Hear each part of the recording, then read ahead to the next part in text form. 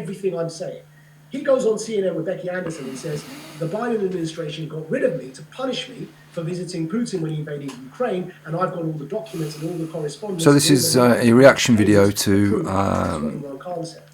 Malik why I want to show you talking about Bill Gates is because how we live in times where there's a coup. Bill Gates flew into coup with Johnson, coup with Liz Truss. And then after that, the Prime Minister Imran Khan was ousted. Why is that relevant? Well, Bill Gates visited Imran Khan in the UK, and Johnson he also ousted. He flew into the country at the same time, a day before. And by the way, that visit, this one, the Pakistani visit, it was Bill Gates' first ever trip visits Pakistan. Yeah, he had never. He seeks to bolster ties with Pakistan. Why? In the middle of COVID, all of a sudden, in the middle of COVID, on the week you oust the Prime Minister, does Bill Gates need to visit the country before the PM's ousted? Now you might think that's a one-off, but I'm now going to show you it's a pattern. This is the flight log for Bill Gates' plane landing in the UK the week the PM Johnson was ousted. Again, before he was ousted.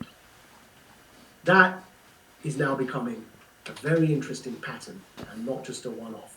And it's not just me. Remember, that's the Culture Secretary of the UK, Nadine Dorries, claiming a coup brought down Boris Johnson. Nadine Dorries showing you that this photo was taken from the balcony of the Treasury, what it looks like.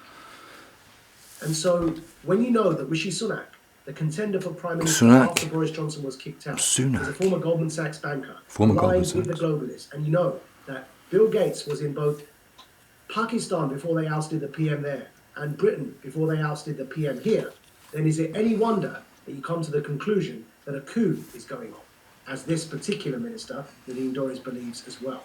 So Bill Gates comes to the UK. Boris Johnson gets kicked out. Rishi Sunak runs to become PM, but loses, importantly, to Liz Truss, who wins, but then receives the kind of media treatment that, as people know, when it came to Brexit, when it came to Trump in America, that kind of media treatment that never gave any credit where credit was due for anything, but was instead constantly negative. She was brainwashed. And as an example, you can see why. Now, I want to show you this because when Liz Truss became PM, there was a lot of talk in the media about her ruining the economy. But actually, in truth, what happened is this. This is from Reuters. And this so this is kind of slow, right? This needs to be speeded up more. Maybe you show the what I'm listening to. The latest one, which is called Explaining Why the UK PM or I could Chancellor after only 30 speed it up myself. This is an extract from a Reuters article, dated there for you and linked in the article. If you go to that Substack, you'll be able to get the original as well. And the headline says, hedge funds mounted bearish UK bets as Truss became PM. Now, here's the key part to understand what's happened when Liz Truss became PM.